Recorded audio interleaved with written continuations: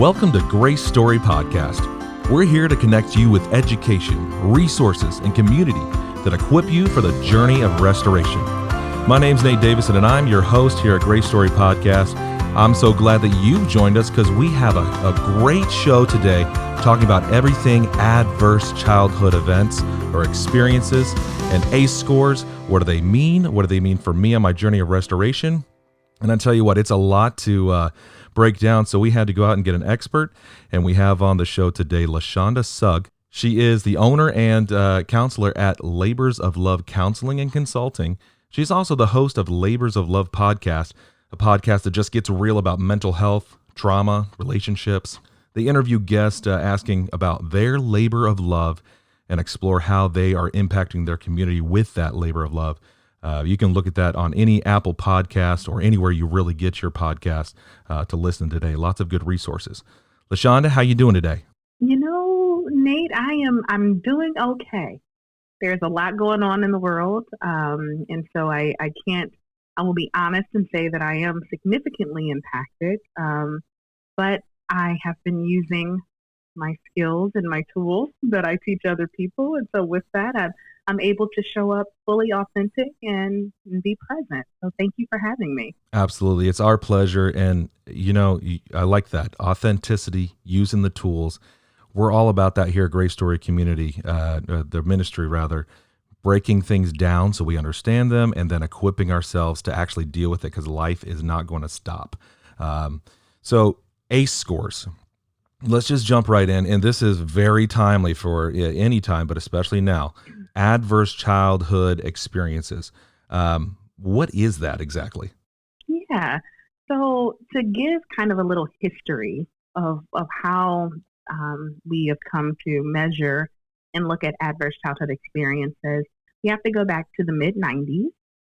Kaiser Permanente was conducting a weight loss clinic, and Dr. Vincent Folletti was kind of over this clinic. And what he found is that annually, like yearly, they would have like a 50% dropout rate of participants.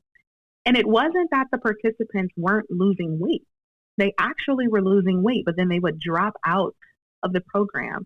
He also found it interesting that like they would go on to, so their weight loss wasn't as gradual. It would like come in spurts and then they would gain weight back, the weight they lost back, or even in excess sometimes. So he was curious about that. And so he did some face-to-face interviews with some of the dropout participants. And what he found is that the vast majority of them had adverse experiences in their childhood. And that was intriguing to him. So this led to the ACE study, which was over 17,000 people. And it was very representative of the national census at the time, right? So this was a study that made it difficult to other. You couldn't say, oh, that's them over there. Nope, it was pretty representative of the people as the country is comprised. And what they found is that a lot of people had adverse childhood experiences. And when they say adverse childhood experiences, they were looking for 10 things. So individually within the person, they were looking for physical abuse, sexual abuse, emotional abuse, or psychological abuse. They were looking for emotional neglect and physical neglect. Difference being physical neglect is kind of food insecurity, not having a home, things like that, right? And then within the household, they were looking for things like domestic violence. They were looking for mental illness. They were looking for drug abuse or addiction. They were looking for if there's someone in the home who had been incarcerated, and parental separation. So that could have been death. It could have been divorce. It could have been whatever, but parental separation. So those 10 things is what they were looking for. And they just had a set of questions, right, that you would answer. And depending on how many were positive, yes, I've had this, yes, I've had that, that is your ACE score. So the ACE score is out of 10. And if you've had 2 of these things that I just named, then your ACE score would be 2. If you've had 7, it would be 7. And what the ACE study found is the higher number of ACEs that is directly correlated to health outcomes in that person's future.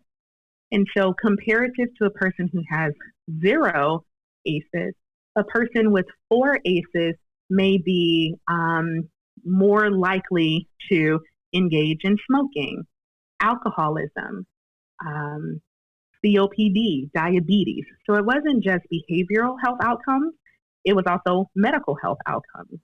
A person with an ACE score of 6 or higher, 700 times more likely to be an alcoholic, 1,200 times more likely to attempt suicide. So they were looking at the correlation between what happens in childhood and these adverse experiences and how that directly impacts kind of the later quality of life all the way up to early death. So listening to you talk about that, that's some pretty heavy stuff, first of all, and also some pretty scary stuff, because if I go, and I'll ask you in a minute where I might find this score if I'm just going to find out. But if I go through that and I'm an ACE of 6, you said, or higher, those chances of suicide or drug abuse, those types of things begin to compound, and that affects my physical health or my longevity of life. But I'd like to clarify, that's not like a death sentence, right? That's going to happen, right?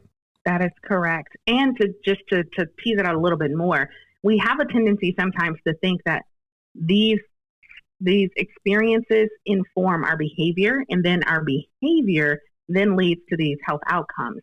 But even when they controlled for behavior outcomes, right? So they looked at people who maybe didn't develop the behavioral outcomes like smoking, promiscuity was one of the things on there, drug use, alcohol consumption. People still had greater difficulties with their physical health. So people, even if they did not smoke, had COPD, right? So this was a direct correlation to the physical medical outcomes of people who have these adverse experiences. Now, to be fair, these are these experiences without any kind of intervention and resilience building. And so it's not a death sentence. It's not to say that if you scored a 7 on the ACE questionnaire, that this has to be your outcome. But what it does mean is it says, hey, I probably should do some work on this. I probably should involve myself in restorative practices like therapy, like a group that can address the childhood experiences and just help develop healthy lifestyles in the moment. I think one of the biggest things that strikes me as I work in trauma, because that's my specialty, is society, our culture, simplify things to, well, just change your diet, right? Well, if you just change your diet, that would be that. Or if you would just stop doing this. But there are very few justs in the world. And when I think specifically, if you haven't seen my picture, can't tell by my voice, I'm an African-American woman, right? And within the African-American community, there are a number of diseases that I am predisposed to as an African-American woman. A lot of the ones that were just named on the ACE study, right? Hypertension, high blood pressure, COPD, like all of these things. And for a long time, the narrative has been that's personal choice. You know, people have ended up in these situations medically, and this has arisen amongst COVID because a lot of the predisposed diseases that complicate COVID-19 were things that I just named. So some people's narratives have been, why should I have to stay in the house, right? I'm healthy, I'm fine. Why do I have to social distance and stay in the house to help protect people who have just made bad lifestyle choices? If they had have eaten better, if they had have exercised. And that's a convenient narrative that completely takes out the impact of adverse childhood experiences and all the things that lead up to adverse childhood experiences. Absolutely. You know, one of the things we really push at GraceStory Ministries is that holistic side. You don't get to just concentrate on one thing because it's convenient. And you're right, our society, we like the fix-it-fast stuff. We like the drive-through Valvoline oil changes, and we like the pick-up at Kroger. And we're the same with our health and our mental health as well. And our issues in society that we have, we want, well, if we would just, and if we could fix this one thing, and it's just not like that. You touched on one thing earlier a little bit, but how common are ACE scores that are a little bit higher, that 4, 5, 6? How common is that? Yeah. So recent data through the CDC is taking kind of information for participants who completed the questionnaire from 2011 and from 2011 to 2014. Now, I admit, being in 2020, that seems like it's far away. But when we realized that the data we had been operating on for a really long time was from like 1996, 1997.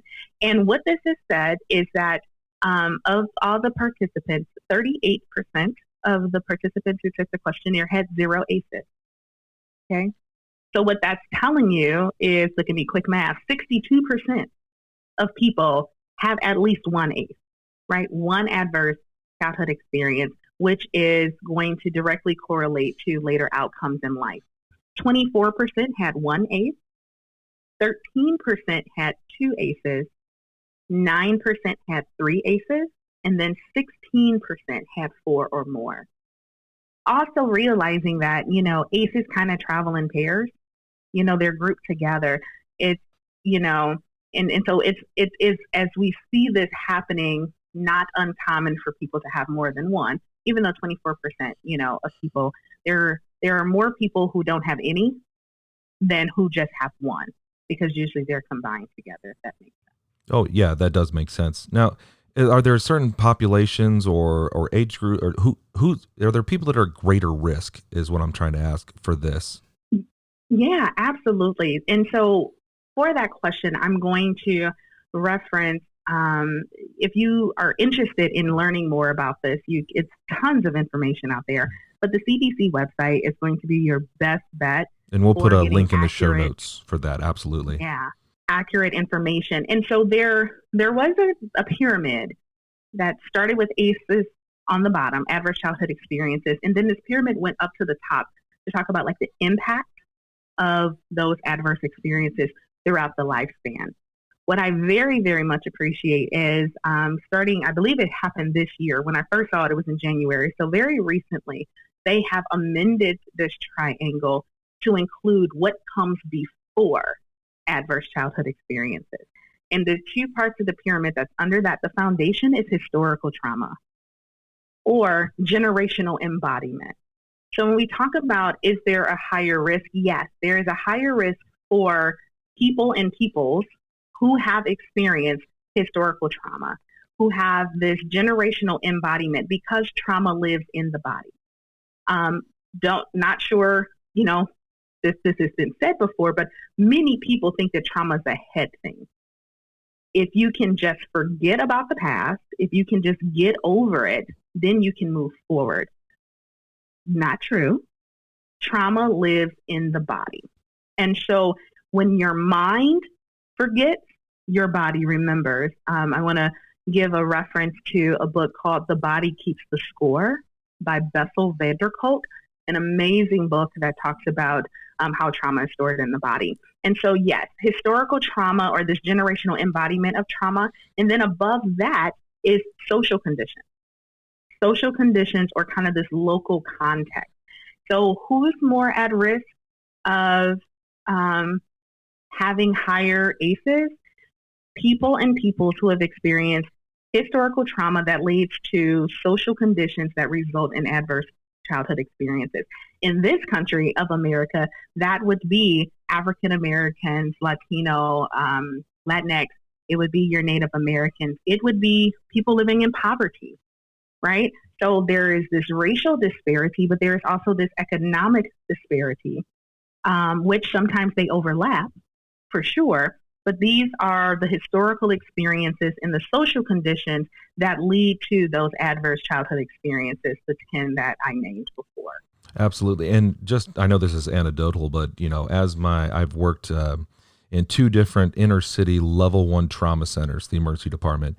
And for the community surrounding us, we were their only source of medical help. We were their primary care. Because they didn't have vehicles to go anywhere, they would walk to us. They would have reoccurring issues just because there was no follow-up. And then, there's also things that I don't want to get on too much of a rabbit trail, but access to groceries, those simple things, access to, counseling, those different things that we sometimes take for granted that can mitigate scores that are higher, and help stave off some of those symptoms that you may experience later on in life with the resiliency, yes. But can you talk a little bit about what those resources might be, what people might have to mitigate those big scores? You said it's not a death sentence. What makes it not a death sentence? Yes, one thing I just want to reference there before I go on, access to grass. Does that sound funny? If you live in a community where you, excuse me, where you travel to and from and you see grass, privilege. When's the last time you've seen a water fountain, right? Or access to clean water sources in your neighborhood, parks with trails. So we're talking aesthetically, we're talking play. We are talking about access to clean food, whole food, right? And these are a lot of the communities that are significantly impacted by ACEs, they're food deserts. And if people want to get and maintain access, they have to have some mode of transportation that takes them to the neighborhood that allows them to get that food. Well, because of systemic oppression, areas that have high quality access can also make determinations that they don't want public transportation to run through their city or stop at a certain point. And so, again, I'm bringing that up because without full context, our brains make up stories, period. That's just what our brains do. It's how we've survived as a species. And the story we'll make up is, why don't they just? If you ever find yourself, whether you're talking about yourself, why don't I just, or your family member or something you're seeing on TV and you think, why don't they just, know that you're speaking from a place of privilege. I mean, that's just what it is. And then to be able to back yourself down and say, I wonder what is the historical context, whether it's the historical context of that person or the historical context of that family or the historical context of that race of how they've gotten there. So I think that's important to note. The things that make this not a death sentence, so to give a little more context, once you acknowledge the historical trauma and the social conditions that it creates, you have these adverse childhood experiences. And what the adverse childhood experiences do, whether you have 1 or 10, is it disrupts your neurodevelopment. When we are children, from 0 to about 6 years old for sure, 0 to 3 and 4 and 5, your brain is exploding. Neuronal networks are developing. And they're not just developing around interactions you're having, but around the whole world, like how the world functions. You know that by the time you start kindergarten because your brain has formed for and around the environment that you find yourself. Why this is important to understand is a child who is experiencing numerous adverse experiences, their brain is developing around those adverse experiences, which is why we can't compare Jack and Jill, who grew up in 2 different homes, even if they were next door to one another, because their brains are developed around what is happening in that home. Because of this disrupted neurodevelopment, that leads to social, emotional, and cognitive impairment. So when we look at what is now called our special education classes, and people who have a difficult time socializing, and emotional regulation is difficult because if you had all of these adverse experiences, you probably don't have a lot of safe people to help you regulate. Now, I'm using those words because they get to the heart of what's happening. But to make it plain, what most people are saying is the bad kids. These are the bad kids, okay? The ones we go, why can't they just sit down, be quiet, be respectful? Right? Because their interrupted or disrupted neurodevelopment around those experiences has led to these impairments. And when you are socially, emotionally, and or cognitively impaired, you have to adopt behaviors to help you survive and help you navigate this world and system. But that happens to usually be risky behavior, as we call it, right? So this then leads to other social problems, other diseases, and all of those as an adaptation or as a response to the behaviors. But we as a culture have a tendency to think that the pyramid starts at behaviors. And so we start the foundation of a person's character at their behaviors, and then we say, if they would have made different decisions. But with this understanding, what ACEs gives us is that we got to back it all the way down. And so early intervention is one thing that is so important. What that means is, how do we help the process of healing historical trauma? Sometimes there is a narrative that what happened in the past happened in the past. We need to start right now. And now that you know that trauma lives in the body, and it passes from generation to generation to generation until someone is able and willing to feel it, heal it, and let it go. Ooh, I like that. And so if there has not been an environment created and conducive for people, one, to just feel your body, we are very disconnected from the experiences that happen in our bodies, just as a culture. But that's where the trauma lives. That's also where great wisdom lives. That's where our survival strategies live. And so we're not feeling what's happening in our bodies. So when our behaviors kind of leak out of us, we're caught by just as much surprise as everyone else is, because we weren't attuned to our bodies. So when we don't create an opportunity for people to heal from historical trauma, and we don't actively go in and create better, safer social conditions, then people will continue to have these adverse childhood experiences. But let's say we can't catch it, or you say, that's really big. I'm just one person. When we are acknowledging that someone is manifesting behaviors that may signal they're a bad kid, what we can do very often is we can start the process of looking at what's going on at home. And sometimes we can't just take the child out of the home, or we can't change what's happening in the home. Safety is the foundation of healing. So being a safe person for a child to be able to come to you. And we're also a very verbal society. I don't necessarily mean they have to come and talk to you. I just mean they have to be able to come to you. Sometimes they just come and sit. Sometimes they come and play. Sometimes they get a meal, right? Because you are creating safety. And so helping people build resilience from childhood trauma and adverse experiences, the people who have such a great chance are the neighborhood people who see the kids out playing all the time and can build those relationships. People who work in schools. You have such access, so much time of the day access with them. And this, hopefully, if you're a school teacher, administrator, or worker, maybe would help us realize that our suspension and expulsions are not the answers. Because often the children who are displaying the behaviors that get them kicked out of school are displaying them because the adverse experiences are happening at home, the same place we send them.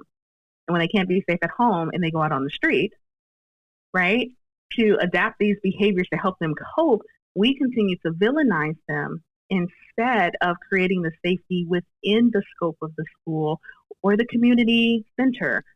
Hello, church. Here we go. Here's our place, right? Here's our place to create safety and non-judgment. Absolutely. So that they feel safe to come in as they are, because you're looking at them and saying, I see your pain and I see where it comes from and your behavior makes sense. How can I help you feel safe?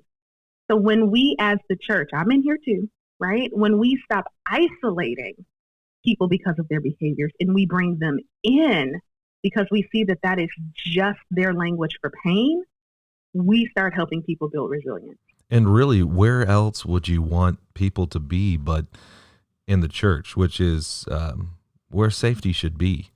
A follow-up to that, though, there are some of our listeners who have expressed spiritual trauma, and not, they don't feel safe at church. They don't feel, for one reason or another, whether I was a person in a position of leadership or a parishioner or just their childhood experience where, spiritual trauma happened. What would you say to those people about a safe place to go in that context? That is such a great question. And I fall under that category of there's spiritual trauma, the weaponization of the word of God. And there's also the fact that I was sexually abused in a church, right? Wow. Yeah. What I meant by that, thank you for the clarification, is we are the church. I'm not even talking about the building, No, I like that. right? Yeah. COVID-19 shut the buildings down. God forbid that meant the end of the church, hmm right? No, we are the church. So I'm thinking less of physical space. It could be in your car. It can be out in the neighborhood, sitting on a porch, at a park. How do we bring Christ, who resides in us, to be the salve for the wounds of these children? To that point, these children grow up to be adults. And so we're not even just focusing on the children, because our brain has this thing called neuroplasticity. It can regrow things that it has lost. So it doesn't matter if you're over 18. You can be 40 years old and resilient. One, if you're already 40 and you had ACEs, you're already resilient, let me tell you, right?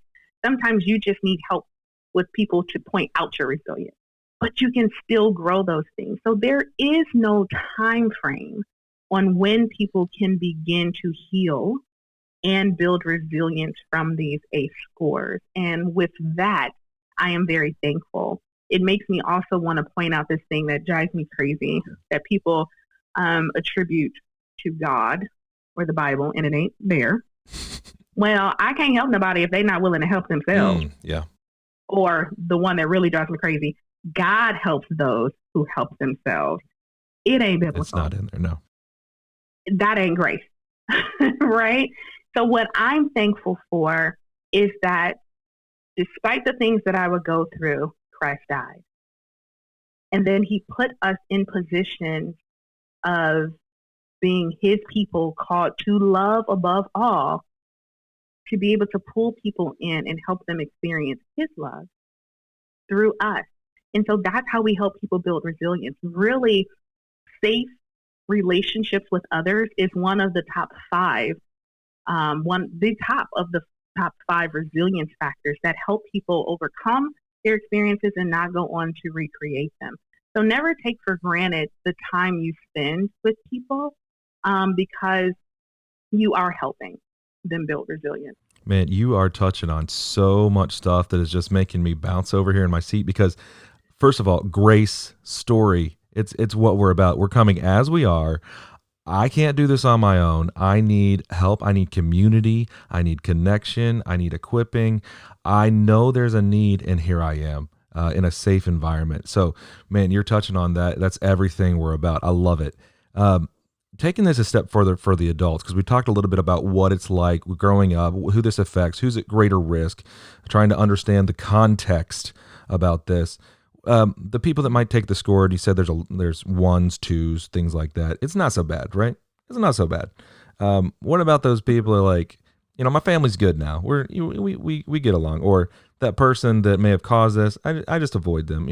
I'm just a one. What do you say to those people in that context? I say, God bless your heart. No, I get it. I think first I want to validate the person that says that, because there is a distancing we want to have from this. This isn't a badge of honor. Sometimes pain and suffering is used as a badge of honor in many ways. And so I understand maybe the desire to distance and to minimize, and say, well, I'm just a one. What I would say to the person who has scored low, however they define low, on the ACE study, is we're not intending it to be pathological. What I will say is you can score a 0 on the ACE questionnaire, which was looking for 10 specific things, and still have had experiences in your childhood that left wounds and informed how you view the world. When I talk about trauma, and I try to help people understand that trauma is not an event or a series of events. Trauma is the resulting worldviews, beliefs, and behaviors that come from those events and inform how we engage with the world. And it all lives in our bodies. So also to note, which is an ACE, but very hard for people to recognize, is emotional neglect. You don't know what you didn't have. And if you grew up in a family system that just wasn't nurturing, you don't grow up thinking, I'm missing nurturing. You grow up thinking, this is how the world works. And so what I try to help people understand is this is a really great foundation. Like, I love the ACE questionnaire and the study. It is informing policy change and all of that stuff. But what I also want people to know and take away is I might not have qualified on those 10 things, but man, there were some interactions or lack of interactions that I had in my life that have really caused me to believe that this is how the world works. And what is beneficial about that knowledge is we get to go back and examine what I call our template. I am really bad at like graphic design stuff. So if you tell me make a flyer, one, I'm going to say, can you do it? I'll pay you. But if you tell me no, I am going to find a template, because at least with the template, it tells me heading goes here, put the picture here, paragraph here. Like, it tells me where everything goes. And I can change the font or maybe the color, sometimes the size, but it just lays out for me how this thing is going to look. Well, growing up, we all have templates, and those templates were informed by our family systems, growing up, all of that. And we learned what goes here and what goes there. We learned that is good, that is bad. We learned don't do that or do that. And we need those templates to survive our family systems, our neighborhoods, our social groups, our school. Great. It is part of our survival. But then we become an adult and we're still playing out the same patterns that we needed to survive our family system. But now you have your own family system. So why is your marriage not functioning the way you want it to? Why do you keep bumping heads with your kids? When people say, we keep bumping heads, I say, well, I think you're bumping templates. I think that the way you view the world is brushing up against each other. And it's not saying throw your template away. But what we do need to do is examine our own templates and say, do I still need this? Wait a minute. Was this even mine? Is that my belief? Like, do I have to do everything perfectly or don't start? That probably isn't yours. That's your mom. That's your dad, right? Do I have to not express my feelings when I'm hurt because it might cause a fight? Maybe not. That might not be yours. It may not be applicable. So if you are listening and you're like, hey, those 10 things you named, that's not, nope, that doesn't qualify. That's okay. Great. I'm glad. But also now let's take the biggest thing we can take from this is to say, what happens in my childhood matters. And that's the biggest takeaway. Let's not devalue the experiences of our childhood. And let's not minimize the impact we're having on our kids when we say they'll forget, they won't remember, because the body keeps the score. And if they don't have a story, a precise story or memory to wrap around what their body is feeling, then they act it out without context. And that's every child you see who's a bad kid. They are responding very naturally to their survival, and you're looking at it without context. If you saw what happened to that kid when they were 4, what they're doing in 10th grade would make sense to you. And so all of this matters. That was a very long answer to your question, but hopefully. No, there was a lot to actually unpack in what you were just talking about. You're bumping into each other's templates. Forget just, moms and dads and kids. That's a good advice for just life. As I'm interacting with others, understand they have a different template, a different worldview than me. But also, I love what you said about including it. Is this my template? And what I'm putting out there, is that what I really think? And it's okay to ask questions about your core beliefs. It's okay to ask questions because we're always adapting. And it's not that you throw stuff away, but man, you can learn from so many. It's a big, big world. It's a big, big world. And of course, always And putting that through the context of a scriptural, Christ-centered worldview and using those glasses. But, even that, where am I getting my information from? Am I founding it on the word? What's happening here? Is it my template or is it something I got from somewhere? Always questioning. and it's so important, Nate, because if we're honest, I think if the majority of people are honest, the word they've gotten is from people, not scripture. They trust that the word they've gotten from someone is scripturally found, but they base a lot of their worldviews off of the word that's been given to them from somebody else. And so you actually go back and read the scripture and you're like, wait, I didn't realize that word in there. The one great example that happens in my family a lot is when something unfortunate happens, whatever that means for that person, they'll say, you know what, but I'm not going to worry about it because all things work together for my good. Mm. That is not what that scripture Nope, says. that's context right there. My is not in there. Go read it, right? Mhm. And so if your template is rooted in no matter what happens, it works together for my good, no matter what I do, you're going to make decisions saying it's going to work together for my good. You need to reassess that. Who gave me that? I love it. I always say, whose is that? Where did I learn that? Where did that come from? And going back. And I liken it to a vacuum cleaner. So whether you have a bag or kind of the bagless, we have a bagless one, right? And we vacuum. And first of all, you think, oh, I'm going to vacuum up the raisins my daughter's dropped on the floor. That's the purpose. I'm vacuuming up raisins and Cheetos. That's And then it. here comes the dog hair, and here comes the Everything. And you're like, ew, where did all this other stuff come from? Now, don't get me wrong. Inside of there, it sucked up an earring, some loose change. All of it is not garbage. And I don't want to throw all of it away. Yes. I might have to reach down in there and wipe off some of that stuff and keep it because it's valuable. But some of that other stuff, I need to let that go. And that, I believe, is the true process, where the true process of healing some of these past wounds comes from. Having to dig your hand in that nasty stuff to pull out what's valuable and wipe it off. And it's not easy, it's not clean, it's not fun, but man, is it worth it. And I love what you said there. The value.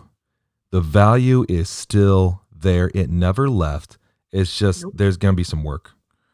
And you can't put a timeline on it. But the value does not change. Jumping back to ACE scores, because I love the conversations. It sounds like we probably need to have you back on for more conversations.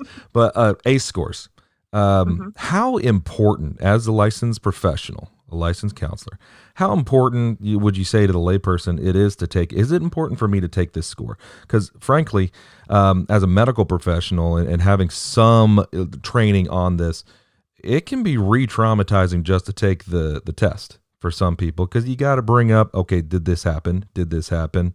I experienced that. Yes. Like you're going back through and like experiencing it just a little bit.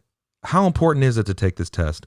And then where would I take the test if I wanted to? Excellent question. So my answer is I don't want to discourage anyone from taking the test if you want to take the test.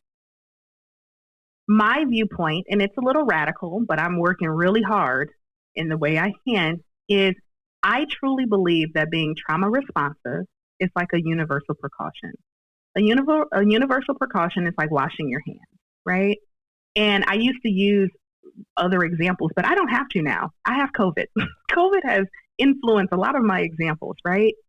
You don't have to see the actual COVID molecules on something and touch it and go, oh my goodness, I need to wash my hands. No, we're starting to understand that I need to wash my hands regularly anyway, because I may have come in contact with something that could have infected me. So as a universal precaution, I'm going to wash my hands and avoid touching my face.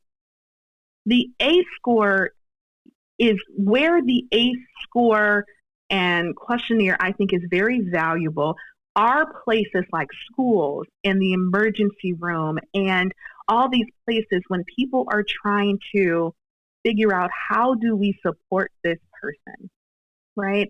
Oh, they have an ACE score of this. And that gives some context to how they're responding, and it informs our treatment. But as a universal precaution, I truly believe that if all of these institutions that were intended to help people truly understood that in some way, shape, or form, we have all had experiences that are influencing how we show up today, then that is the lens through which we offer all of our services.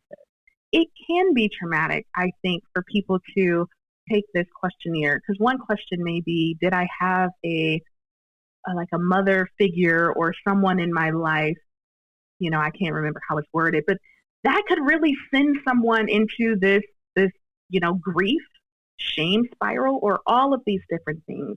I think, again, for me, one of the biggest things to take away in the importance is that when we have experiences in our lives as children, it informs our template, and we are acting out our template every day. That being said, if someone does take the ACE questionnaire and start to realize that they have whatever they consider to be a high score, don't freak out. Don't panic. However old you are, you've lived that long, right? So this is not now that I find out, oh my God, death is tomorrow. But what it does hopefully provide you with is some context or why things in your life may be playing out that way. And then you can say, okay, how do I seek services to help me with this? If you're looking for where do I go to take the ACE questionnaire, Google, right? Google ACE questionnaire, and there you go. However, you may have already come in contact with this if you've gone to your primary care physician. I mean, they are starting to introduce the ACE questionnaire in a lot of places. I took my children to the doctor for their follow-up, for their yearly appointment, and they're now starting to introduce these questions. And they're not all asked in the same way. The goal is not to incite shame or panic, but they want to know, hey, I'm a doctor and a nurse looking at this child. They also want to know, are these adverse experiences happening, so that they can put things in place immediately. Because when we talked about early intervention being key, what better place than our doctors, our pediatricians, and our schools? And so you may already have come in contact with an ACE questionnaire, to be honest. It just may not have been self-taken and self-recorded. But that number, like your weight or your credit score, at least for me, I say it doesn't define you, but it informs your next step, which is how might I move forward to seek healing from things that I didn't even realize were there. And going back to something, thank you so much as a medical professional for the PSA on hand washing. Some things we take for granted that people should know, but yes, washing your hands, the number one way to not transmit diseases of any sort. And as far as PPE or personal protective equipment, those universal precautions, I've seen, my mom has been an emergency department nurse for 27 years. She remembers when they did not use gloves. I entered the scene in 2008 in the emergency department, and I've never known a world without gloves. But I can tell you, as a nurse, if I go towards my patient without having those gloves on and I go to start an IV or put a needle in, they're asking me, why aren't you wearing gloves? It's an expectation. It's a universal precaution. It's not a suggestion anymore. It's let's do this. But I love that you say these back to the scores, they don't define you. It's just your next step. It helps you. It's a tool. Use it as a tool.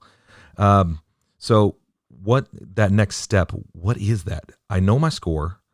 What is the next step? Read a book? Where do I go? What's my next step? I think there are a lot of options, and what's constantly, not every option is for every person, right? I am a therapist.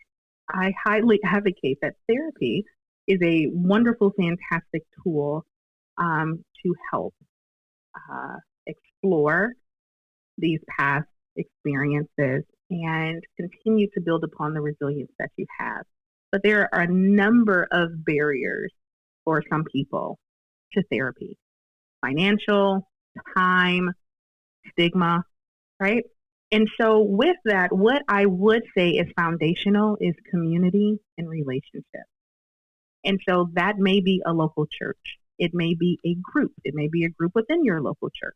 It may be reaching out to having someone safe that you can talk to, right? Community and relationship. Healing happens in relationship. That's just how it happens. And so finding ways to be in relationship. Now, my asterisk to that is your cousin Susan, right? Don't overburden cousin Susan because you found out your ACE score. She's not a therapist. She's right? got her own stuff. Or someone. She has her own stuff. And you talking about yours might activate hers, right? And so we want to be safe in relationship. But this is what I say to people when they say therapy isn't for everyone. And I say that is fine. Not that I believe it, but that is fine. If you are a person who is saying that, then please don't use your pastor, the deacon, your husband, your children, or your cousin as a therapist. If you're going to tell me therapy ain't for everybody, I will say, okay. But what's not okay is to say that and then try to use people who are not equipped with the skills and capacity to hold what you're bringing and try to use them in that surrogate position.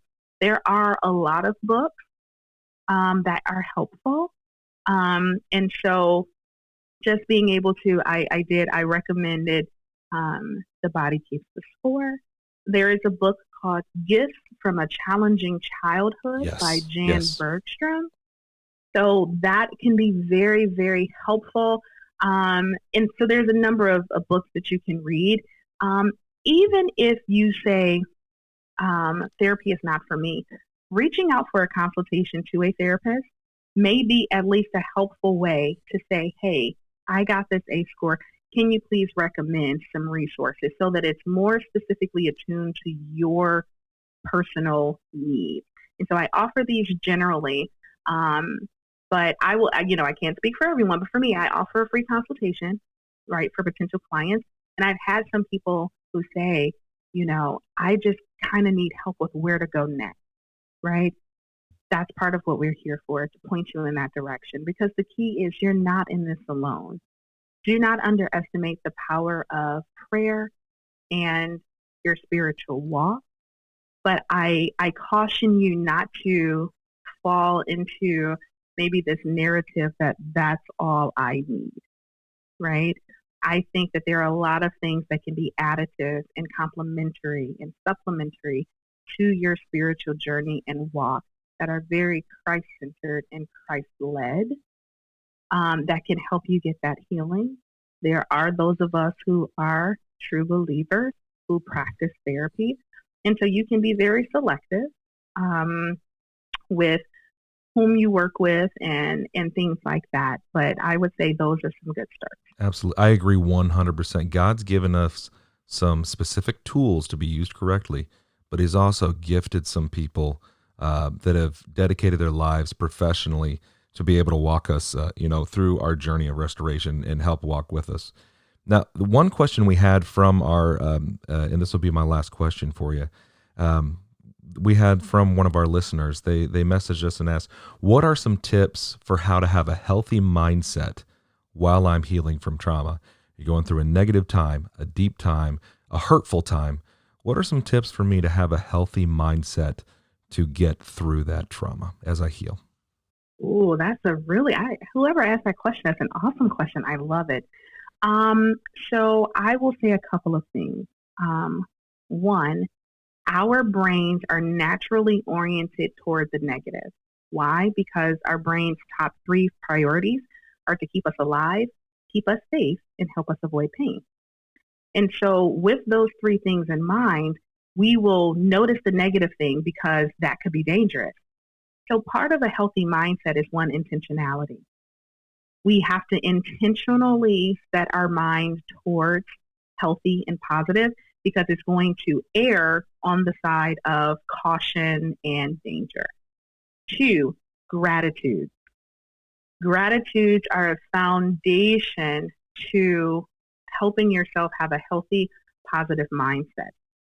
So when, literally, scripture talks about gratitude all the time, but the neurobiological benefits, when we are focused on what we're grateful for. When we're thinking it or saying it out loud, it releases dopamine. And dopamine can counteract the cortisol that stress often brings in our life. And so if you find yourself having a hard moment, and the thing about trauma work is you are exploring the things of the past, right? These hurtful, harmful, traumatic, scary things. So that work can be very difficult. And so when we intentionally say, what's going well? What am I thankful for? Who am I thankful for? And as we begin to think about those things, our body begins to respond to the gratitude. What I tell people all the time is your brain does not know the difference between what's actually happening and what you think on what's happening. How do you know this? You ever had a dream when you're being chased by a dog? Right. Or anything? Sure. Scary? You wake up panting, sweating. Were you running? No. Those dreams where I'm falling. Down. My goodness. Oh my goodness. You wake up, panic. That's because your brain was thinking about it or ruminating on it or envisioning it, and your body will always follow suit to that. And so if you are prone to thinking on the negative, your body's responding, which means you'll probably go into your fight or flight, or you may even freeze. But when we intentionally set our mind to think about the positive things, sometimes you can sit and be thinking about a happy memory and you don't even notice it. And someone may say to you, what are you smiling about? You didn't even realize you were smiling. But because you were thinking on those things, so whatever is good and pure and true, Scripture tells us, think on those things. It tells us that because we can get that dopamine and we can set our course towards this positive, healthy thinking. And I think even just starting there is huge. One final thought is constantly evaluating what can I control and what can I not control. Yes. And once you have those things separated, focus on the things you can with gratitude, and your body will respond. Awesome. Thank you so much for that. And thank you, LaShonda, for being on the episode today. I'd love to have you back in the future for another episode. There's so much more that we probably could have broken down. But thank you so much for being here on this episode. It is my pleasure. I will be more than willing to come back anytime. I thank you to you and to Amber and to the listeners and to everybody at GraceStory. Ryan, I just appreciate you all and love being connected to you and being able to collaborate with you.